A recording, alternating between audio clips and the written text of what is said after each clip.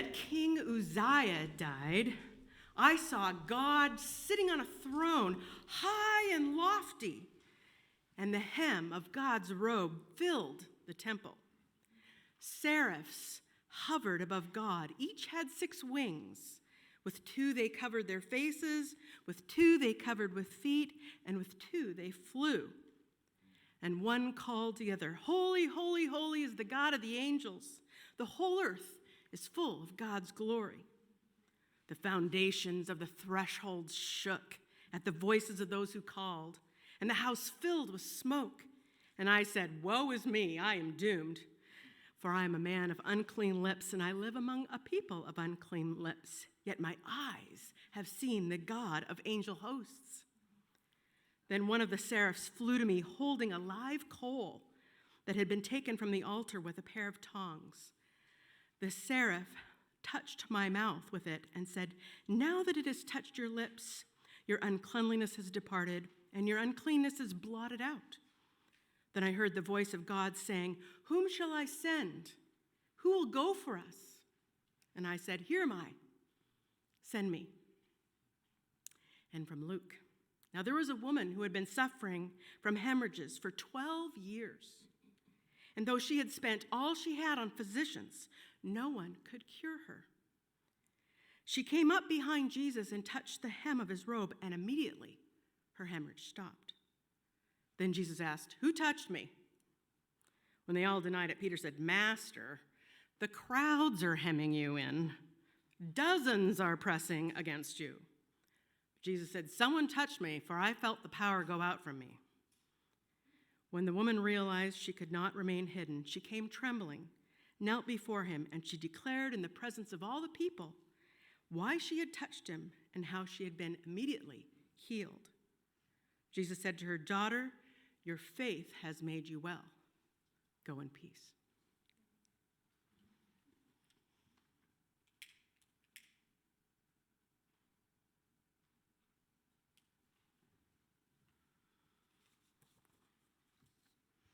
Good morning. Hi, I'm Shari, if you don't know me, and I am the platform assistant this morning. And it's so good to see all your faces. Thank you, and saying hello to those online as well. Let's see, today our minister, which you've already heard from that wonderful reading, is Monica McDowell Elvig. And she's going to be speaking on not hemming God in, which she gave us a little sneak preview to, I think. So, yeah.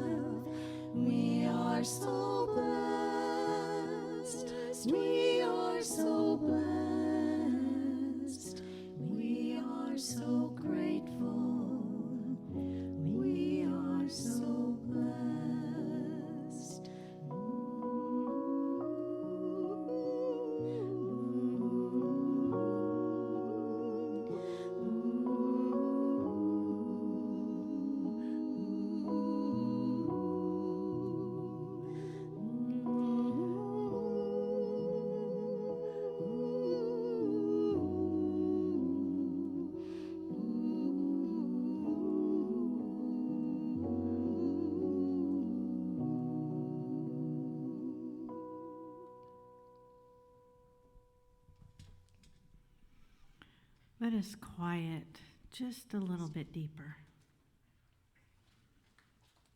Let us quiet into a time of mindful, heartfelt prayer. We affirm we are one in unity as beloved children of God, Spirit divine, a temple of the divine. In this temple, who will you invite? Angels of peace, those who bring joy, those that bring healing. We extend peace and joy to our world. Please keep thoughts for those in strife in our world, those who would benefit from healing prayers. And if there's anyone now that you would like to keep in your heart and mind for healing, whether we're more than two are gathered, so it is. So speak their name and know that that healing is happening in this moment now.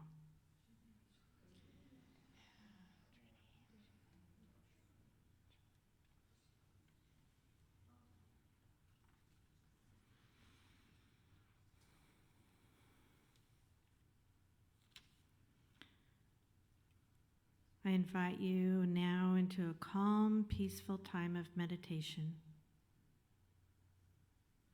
Allow your body to relax.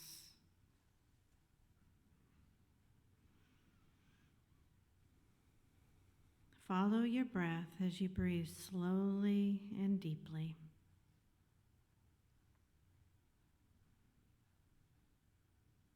This is a time just for you to rest, relax, and renew.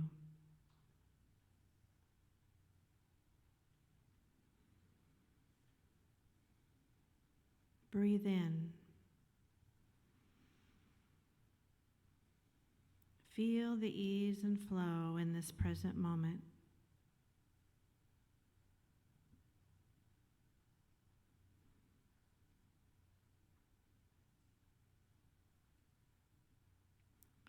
Slowly, deeply breathe in and out like the tide that rolls in and rolls out.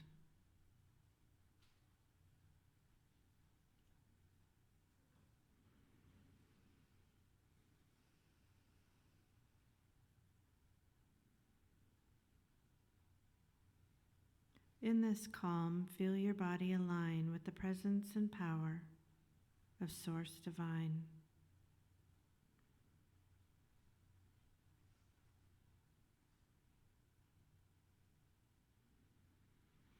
We know that God is always here and now in every cell of our being. And in this ease and flow of breathing slowly, deeply, the comfort of heavenly love feels warm and cozy.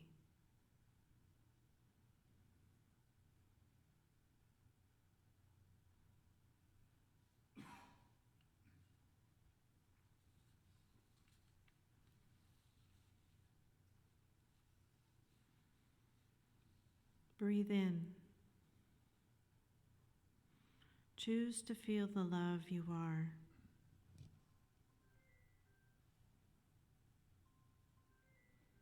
Feel the flow of well-being in every cell of your body.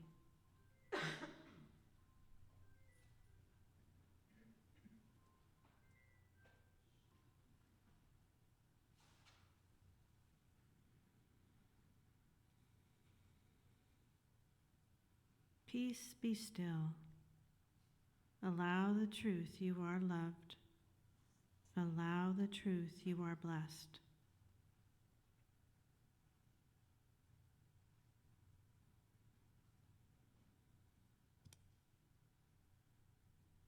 In the silence, align with love, compassion, and intelligence, the intelligence of your heart. Your wise heart always provides you truth.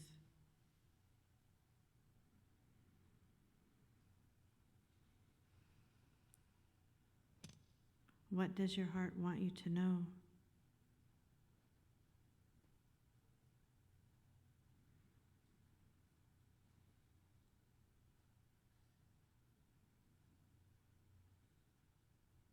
breathe in. Listen to the small voice within.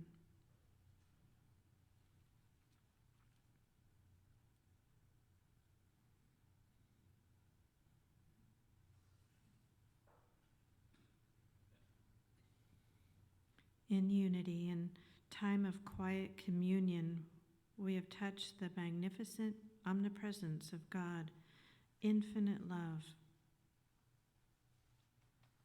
Take this truth with you. You will find in the silence, you will see this in others' eyes, in their smile.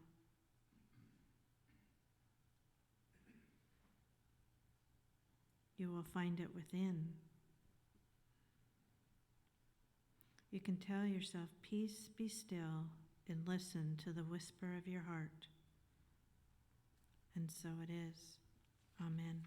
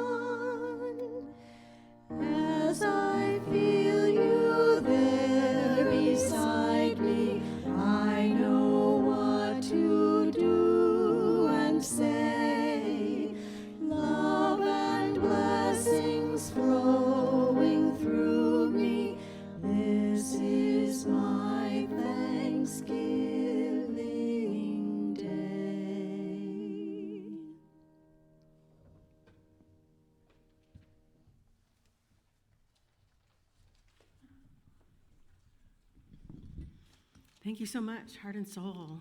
We're grateful for your music, for your soul that comes through in your voices and your playing. So I'm from Whatcom County. I was raised here. My parents were raised here. My grandparents were raised here. My great-grandparent was raised here, so I have long roots here. My great-great-grandfather dug out what is the Laurel Road now. It was the Laurel Trail then. So I'm always happy to be back in my home county. One time when I was growing up here, I won't say how many decades ago that was, but when I was a teen, I ran the 55-mile relay, Baker to Bay, and that was, I don't know if they still have that anymore. They have the ski to sea, but this was just a running relay. Just a running relay, and I ran it with my cousins, and I ended up running about a half marathon by the end of that hot, sunny August day. But one thing that stuck out in my memory was that during one of the legs of that relay, I was a fast runner then, and during that, I all of a sudden was just passed. People just galloped by me, and their legs were seemed to be as long as I was tall. You know, I mean, they were just these giant people just galloping by me, and I thought, are they a different species? I mean, they were just like, they were running at a pace faster than I could even sprint, you know. Well, afterwards we found out that they were preparing for the Olympics. And I was like, well, I know which ones they were, you know. And as we prepare for the Olympics next summer, we can hold in our hearts that as the nations come together to compete, that we remember that we are one people, that we are all children of God, that we can live in peace, and that these atrocities that we've been hearing about for the last couple of years cease. So we hold that prayer in our hearts as we approach the Olympics. My husband did not grow up here. He grew up in Minnesota. His name is Tony, and he's a big Clint Eastwood fan. Anybody that lives with him knows that because he goes around trying to impersonate Clint Eastwood, especially Dirty Harry one-liners, you know, go ahead, make my day. Now, I don't try to impersonate him or Clint Eastwood, but that's the behavior that I have gotten used to over many years of marriage. Tony's okay with me saying all of this. But one of his one-liners recently caught my attention, and that was, a man's got to know his limitations. And I would even go so far to say a woman's got to know her limitations too. So today I'm going to tell you one of mine. I cannot sew. It's a great tragedy, I know. But I just couldn't. It's not like my mom didn't try to teach me, and my grandma tried to teach me embroidery. I just couldn't get the knack of it, and I didn't have the patience for it. It was just beyond me. I was doomed. So I'm always in awe of people who can make art from a needle and thread, like quilting and banners. It's amazing to me, and we get to see some today at the Crafter Fair. Now I'm especially in awe of people who can hem their own pants. I can't sew. I really can't hem. Nowadays, it's not such a big deal because pant leaks come in all sizes, and you can kind of choose, and if I have to hem, I just don't buy it. But back when I was, back when I was in college, again, will not say how many decades ago that was, my mom wasn't there to hem my pants for me, and so I had to improvise.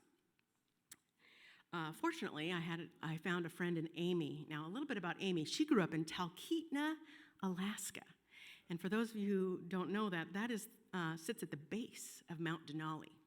And in fact, during the summer climbing season, it functions as base camp for all of the climbers who want to scale that giant mountain. Well, this is where she grew up. She was fearless. She would try anything. She would do really good on one of those survival TV shows, you know, that reality TV show. So she couldn't sew either, so we would put our heads together and try to figure out how to hem our pants. We figured out that tape, pretty much any kind would work. Scotch, duct tape. My dad maybe take duct tape to college with me. Duct tape can fix anything, he always says. Even works for hymns, I'll admit. Glue could work. Fabric, better than Elmer's. Paper clips, not so much. But then when we couldn't find any tape or any glue, we would, use a staple.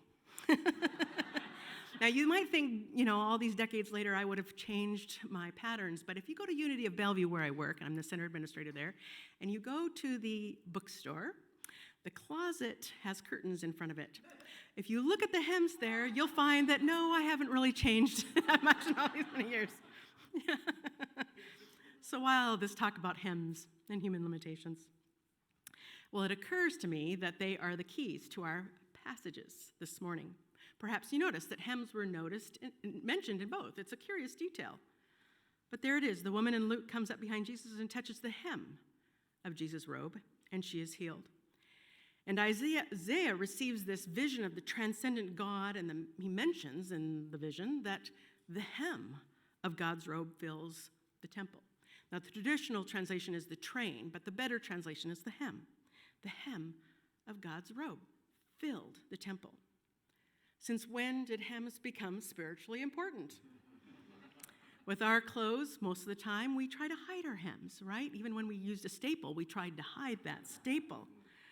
But doing some research in the Hebrew Bible with the high priestly robes and with the rabbinic robes in the New Testament and the Pharisaic robes, hems were supposed to be noticed. The Pharisaical robes and the Hebrew priestly robes, they had pomegranates and golden bells on the hems, and the rabbinic robes had tassels, blue tassels that were symbolic of the Ten Commandments. They called the people to remember their collective agreements. That's what the Ten Commandments are. This is how do we agree to be in community with each other, to live in integrity with each other. So they're highly symbolic in the scriptures, and they are in our two passages this morning. When the hemorrhaging woman reaches out and touches the hem of Jesus' robe, we are reminded of human limitations. 12 years of doctors, 12 years of all of her money sunk into treatments, and still she's no better. We notice her desperation, but we also notice a new thought. Listen to her think to herself, maybe,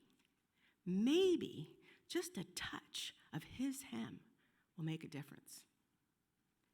And with Isaiah, just the hem of God's robe filled the temple. If in your mind's eye you could imagine that vision here with just the hem of God's robe filling this space, and the temple in Jerusalem was massive. But just even in this space, if you had to then extend that vision of God to fill out that robe, you can see what a giant of a being came in this vision. He was high and lifted up, God, a giant of a God. The hem could not be noticed, neither could the size of this being. Of course, it's a metaphor for infinite, divine consciousness. Then add seraphim, which in the Bible are described as having 6 wings, all covered in eyeballs. Add smoke, a localized earthquake. And no wonder the first words out of Isaiah's mouth is, "Woe is me, I am doomed." It sounds a little bit like a nightmare or walking into a horror movie. In all of the call passages of the Bible, of this passage of Isaiah is one. Moses has a burning bush. Samuel and Jeremiah hear a voice. Paul gets a blinding light that literally blinds him for a few days. The first common element is a theophany, a word, a sign, a vision, something from God. Isaiah's call to ministry begins with this fearsome vision. We never know how Spirit will call us into ministry in church, in community, as individuals, or as a community. It's all sacred. From that perspective, everything's ministry. Everything we are, everything we do, everything we say. We are often, though, called into greater ways of being in ministry, new ways that stretch us out of our comfort zone. We may not receive a theophany, a vision, an earthquake, but the divine within or the divine outside of us will act in some way to get our attention.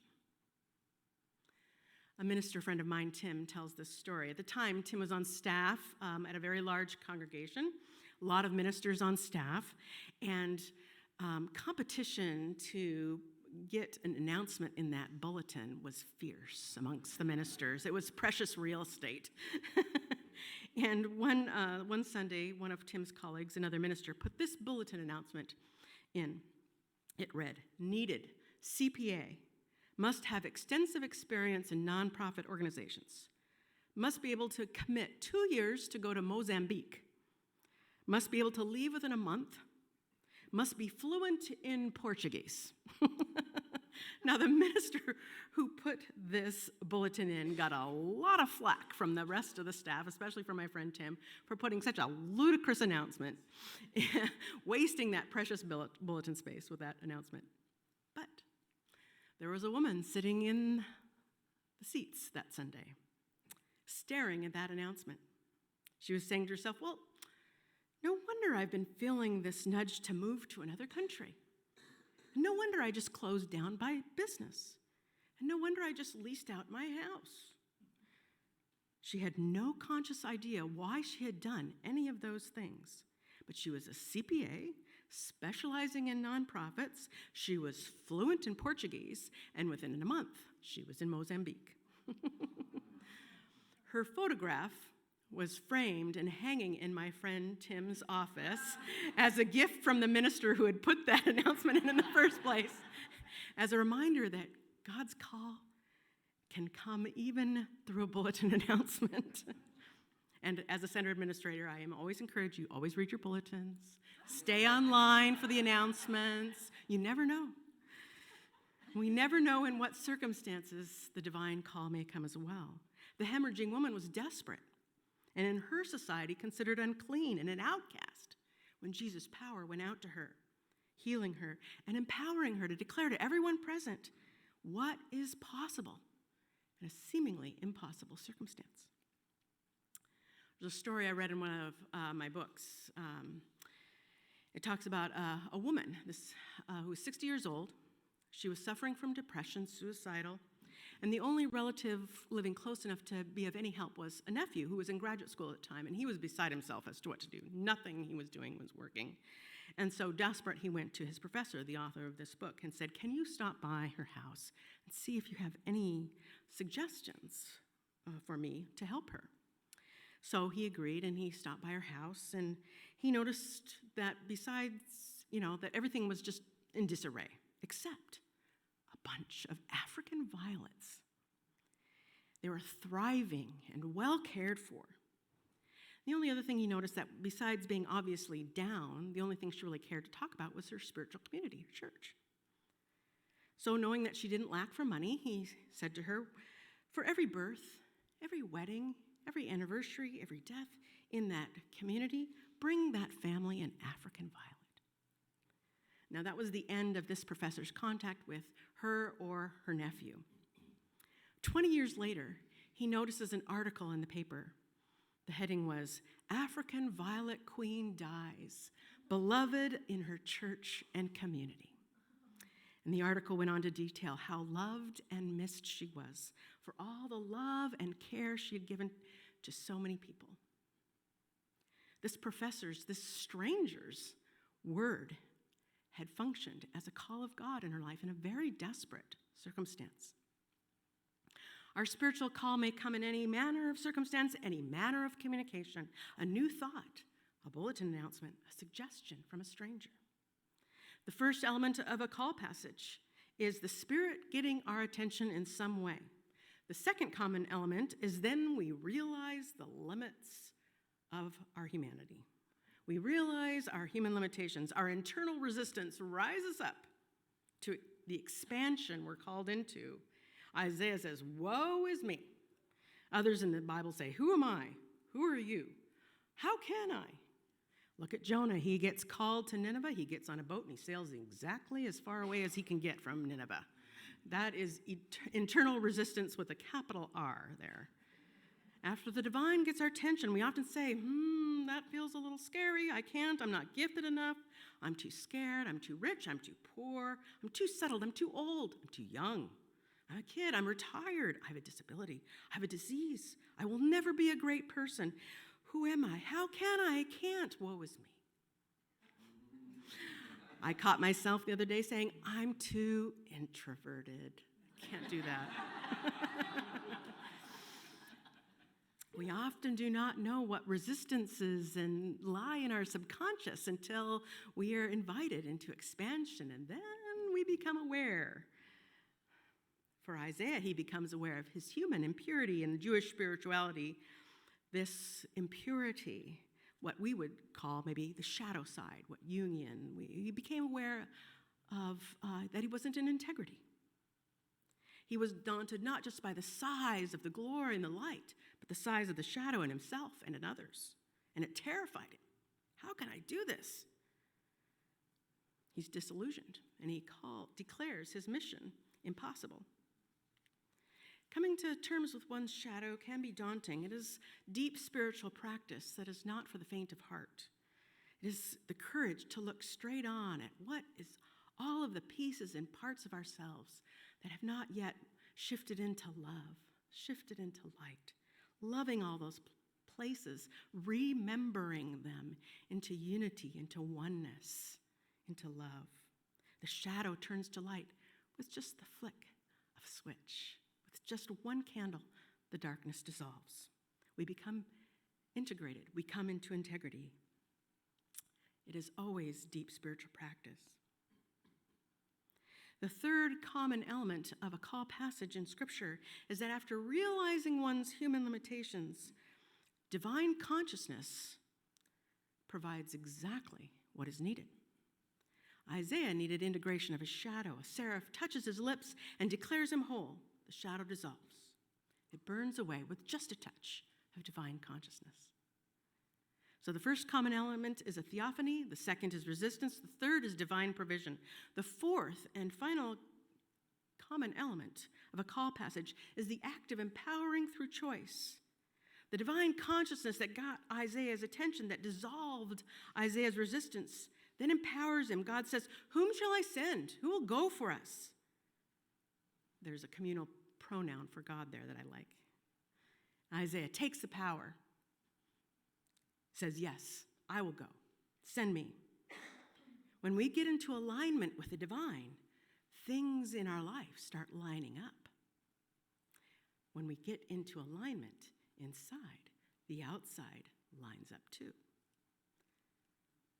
So then the question is, do you know your call as individuals, as a community? Parker Palmer is a well-known author. If you haven't read him, I encourage you to look at his very wonderful writings. He talks about this one time when he was really struggling to find his call.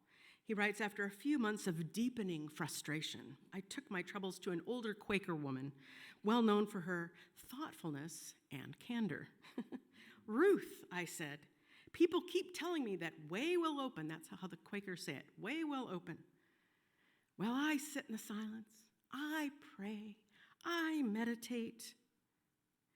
And nothing comes. I have no idea what my vocation is, and not the foggiest idea what I'm supposed to do. Way may open for other people, but not for me." He continues, "Ruth's reply was a model of Quaker plain speaking. She replied simply and somberly, 'In 60 plus years of living, way has never opened in front of me.'" She paused, and I started sinking into despair, he writes. Was this wise woman telling me that the teaching of guidance was a hoax? Then she spoke again with a grin. "But a lot of doors have closed behind me, and it's had the same guiding effect." I've had a number of different ways calls have come to me in my life. I've had a call reading an academic textbook. I've had a dramatic external call. I've had internal nudges. Our intuition is just our divine sense getting our attention. I've had a lot of doors closed behind me, and I realized after the fact I was in a call. Just didn't realize it. Spirit may already have gotten your attention. The vision may be clear for you as individuals, as a community. It may not yet be clear. But maybe you're having trouble seeing how to continue this call if you know it. Or maybe you've realized, I don't have what it takes to complete it. Maybe you feel doomed or disillusioned, powerless. Your resistance is loud and proud. It's a very good thing to know one's human limitations, to come to understand our own resistance and the source of those so that they can be dissolved. And when the unlimited God calls us forward with a greater idea of who we are and who we can be, it is biblically normal to feel inadequate to the task. Yet Spirit does not call us to be spiritual Olympians, continually pushing beyond our limits. Neither are we called to be spiritual survivalists, trying to improvise workarounds our limitations like Amy and I did. And we are not called to be spiritual impersonators, trying to imitate beyond who we are to what we are not. In fact, we learn from our passages that we, our individuated ego selves, are not the main actors at all. It's the divine consciousness that is the actor, awakening us from within to action. But it is the Spirit who provides the call. It is Spirit who prepares us for that call, and it is Spirit who empowers us to fulfill and finish that call. So let us not rely on our own ego strength to get beyond our limitations. Neither let us limit Spirit by our limitations. Let us not hem God in. God is not limited by human limitations, be it shadow or circumstance, powerlessness or misperception. God is a giant of God in divine, infinite consciousness, holy and healing, full of love and healing power. Just a touch of a coal healed a doomed Isaiah, empowering him as a prophet of integrity to his people. Just a touch of a hem healed a desperate, hemorrhaging woman, empowering her to the crowds as a witness to what is always possible to those who believe. Just the hem of God's robe filled the temple, and the angels cry out, "Holy, holy, holy is God Almighty. The whole earth is full of divine glory." So it is.